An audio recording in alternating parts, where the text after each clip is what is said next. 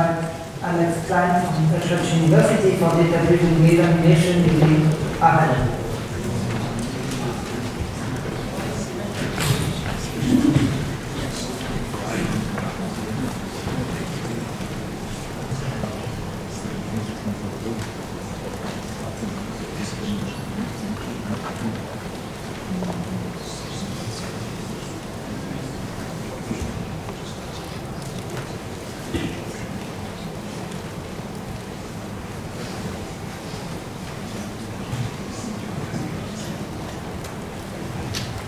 Good morning everyone, my name is Alex Klein.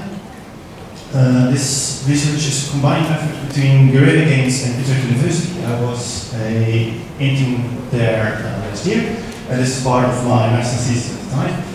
The other authors, Yumak, Beij, and from Stappen were my supervisors. So generally I will follow the structure of the paper as well, so I will go over the introduction, some of the work, how we actually got the data, how we will synthesize this case animation actually, discuss some results at the conclusion, and some limits and future work.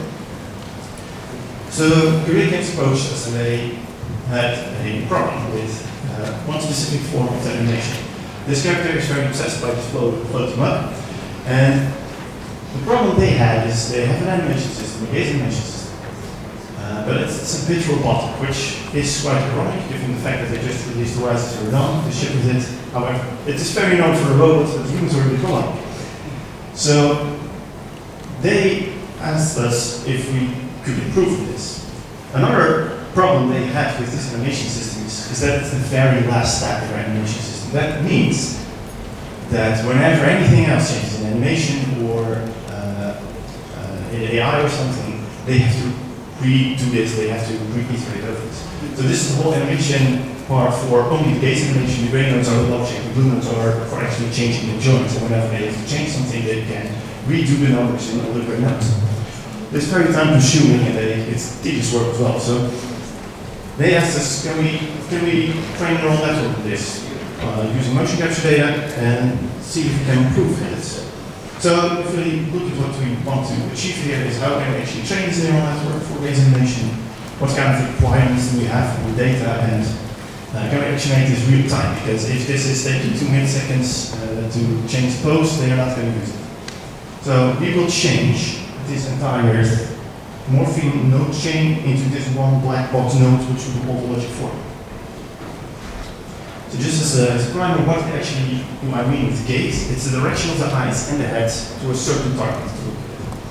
So more interesting for animation is the gaze shift. We actually change this posture in which we change the rotation of our eyes, heads, shoulders, spine, and hips. We will not actually look into stepping away to get on a target. That's beyond this research. So if we look at what has been done before, we mostly have like procedural animation, either parametric or inverse kinematic, especially in production for game. For example, Rise of Zerrin at Guerilla Games. We also have some data-driven systems.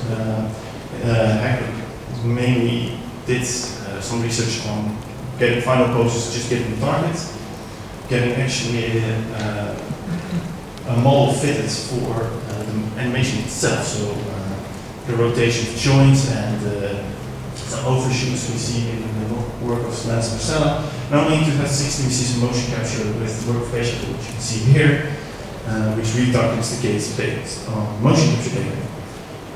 So recently we've seen a lot of work in animation with deep learning. So we work with the face function neural network, which also made Guerilla Games actually ask this question to us. And essentially that was made for quadruped motion later on. Before that we have some motion prediction deep neural networks like the encoder, recurrent decoder, and the residual networks which will only try to predict the change in the pose and not so much the new pose in the next frame. However, we haven't really seen anything like this for gaze specific. So this is the way we actually record the data. So we ask Amelia here to be our guinea pig, and I will just walk around with the stick, and we ask her, can you look at the end of the stick? That's only the thing we did. We also gave her a head-mounted camera, so later on we can extract the eye data using open source software. And this way I will look like the most pacifist martial artist you ever find. And we did this for various poses. So we also did it for sitting. You can see we used this clapper, which is also tracking motion capture, so we could actually sync up the data from the motion capture and the video. We also had to do some tweaking with the frequencies because they are not the same. So for each pose, it is this for standing, sitting, and lying down. We have 10 minutes for each pose, so 30 minutes total. We also tried walking, by the way, but it was a bit hazardous when people start looking around. We train a recurrent neural network, so just to refresh that, recurrent neural networks have a form of memory, which is created by having them feed back into themselves again. So this makes them very suitable for sequential data, in this case animation. However, often they have some issues retaining that memory and have potentially gradient problems. So for that, to solve that problem, we have to long shorten memory, which has actually control over how much goes into the memory and how much goes out, which you will forget. And a derivative of that is the gate recurrent unit, which is a simplified version of the LSTM. We will use a GRU here, simply because we didn't see any difference between the LSTM and GRU in terms of accuracy, but the GRU is faster, which is also a consideration. So if we actually start looking at what goes in and out of the network. First of all, we have the target, which is a unit vector from the head in character space. After that, we have all the central joints, by which I mean everything from hips to head. We have 10 joints in total, which we represent with a forward vector and an upward vector, from which we can then extract the right vector as well. So we have a full 3x3 rotation matrix. This is the same as what has been used for the quadruped motion. And lastly, we have dice, which is just the unit vector, because it has 1 degree of freedom, less than the other joints, because we can roll our eyes. Literally, we can do it. So, when you actually start training this network, there are a few things to note here. First of all, it always feeds back into itself. It will use its own output as input in the next frame. This is mainly so it can actually correct itself during training, so it knows whenever it makes a mistake, it can actually, there's still hope that it can correct this.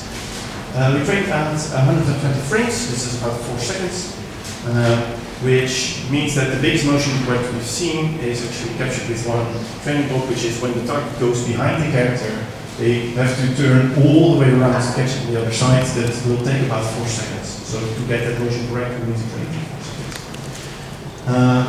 The GPU has 512 neurons, and just if you look at the amount of floats that go in and out, we have 66 inputs and 63 outputs. The only difference is target. When we train this, we get a small problem, which is caused by overfitting, which we will see shortly. It's the shaking jittery motion. You, by the way, get the same thing when it's underfitting, so good luck figuring out which problem we're actually facing here. So we need a form of regularization here. So commonly we would use dropout for the neural network regularization. However, we cannot use this. First problem would be in the recurrent step. It would disrupt the flow of the memory. This is already solved by only doing it on the input and output gates of the GRU. However, we have a different form of recurrence in our network, which is from the output to the input. Whenever we use dropout, we will lose information over all the time frames. So doing this will actually result in quantum bad learning. So instead we use some old school weight decay, which penalizes the network current training on either the sum of the absolute weights or the sum of the square weights. We've experimented a little bit with this, and we found that when we use L1 regularization, the motion gets a bit too limited, the network gets a bit too scarce. So for example, the big rotation animation, it will like stop at like 90 degrees because it's penalized too much for odd behavior, which it didn't happen that often. But if we do so too, it actually looks much smoother and we can actually retain this motion. So when we actually implement the regularization as well, we get this kind of motion which is much smoother, and now we can actually create our very psychedelic game where we are utterly obsessed with Guerilla, which is the first small object in the list of objects that we define, so hence the Guerilla. Next to this, we also train a simpler network, a lower level of detail system. I noticed that if you only look at the hips, chest and head, you can easily see that the spine joints and the neck joints are merely following those. So I figured I could exploit that. So in a simplified network, we're not going to bother with the eyes. There are probably only 4 pictures per moment. We only predict the hips, the chest and the head. And all the other joints we just interpolate as a quaternion. We go now from 512 neurons to 96. Which means that this network will run about 10 times faster. To actually compare these models, we did a use study where we compared the ground motion capture data, the old procedural system by Guerilla games, our proposed network, and then the simplified network as well. We did this among some of the employees of Guerilla games, so I figured they had a rather critical eye for this. 73 people participated, which is about a third of the company, quite nice. And we expected the ground truth to be the most natural. Then we get the neural network, complete neural network, simplified network, and then procedural system as the least natural, which we can actually try here. We will see 2 side by side. This is the point where you actually have to pay attention, otherwise it moves. And the question, you get about 10 seconds of video, and we will ask you by a show of hands whether you find the left one or the right one more natural. So pay attention.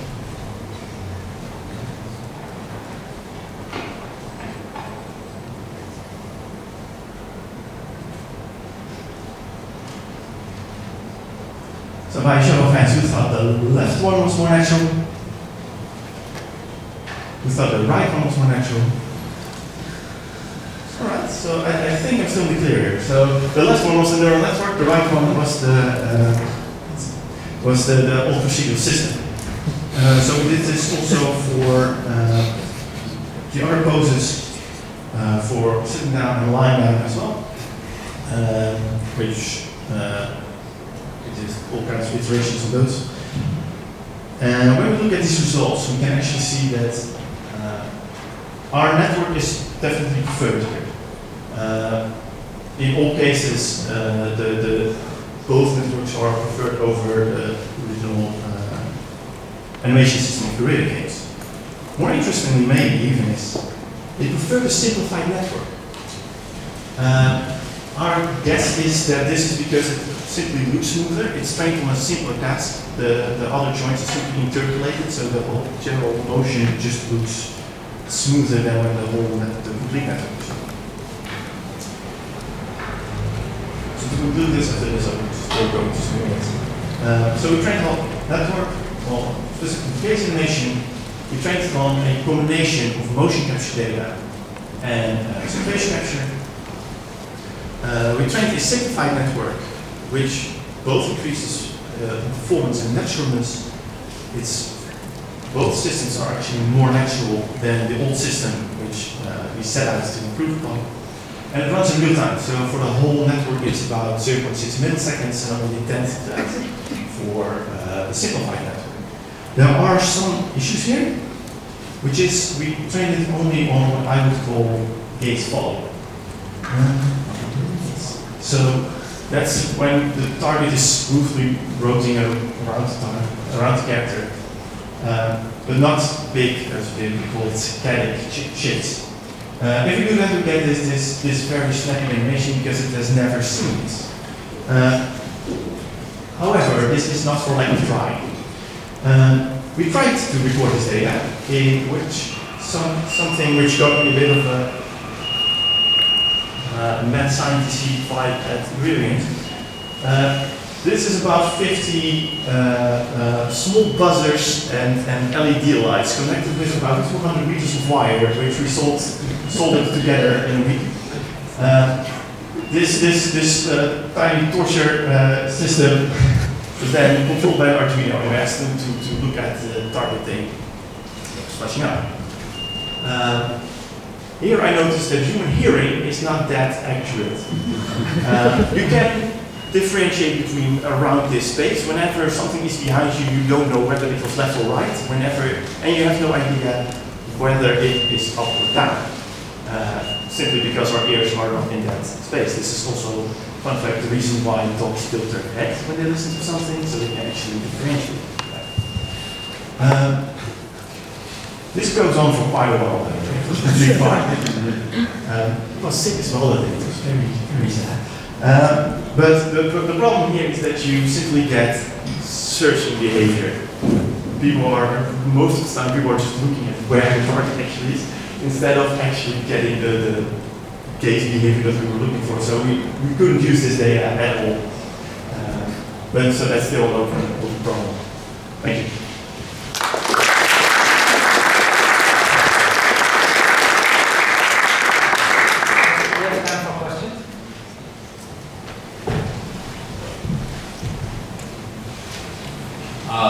I don't know what you have planned for future work, or if you have future work planned, but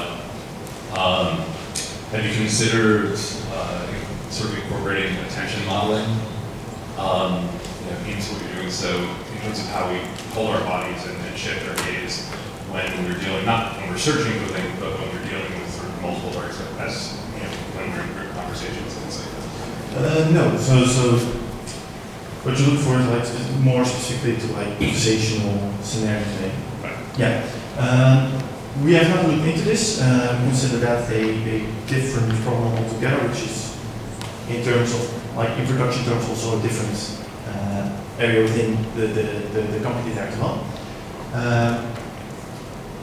So that would indeed be a different form of data set, a different problem than what we are tackling here. So. Yeah, I mean, I guess the places where they're linked is that how we actually control our gaze, not in terms of how we determine where we gaze, but in terms of how we control our head, chest, and hips. Yeah. And we're in conversation is different from when we're sort of just trying to follow. Yeah. That's definitely different, and that has not yet been considered by us. Do you have time for more questions?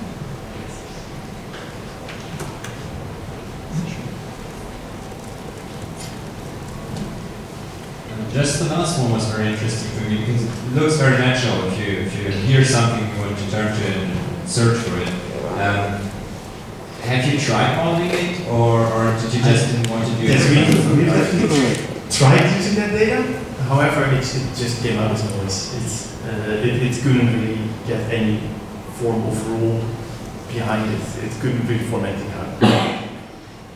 So we have tried to actually use the data and hopefully see that to reflect upon that like search behavior that we could actually get that, but it couldn't actually train on that, unfortunately. We have time for one last question.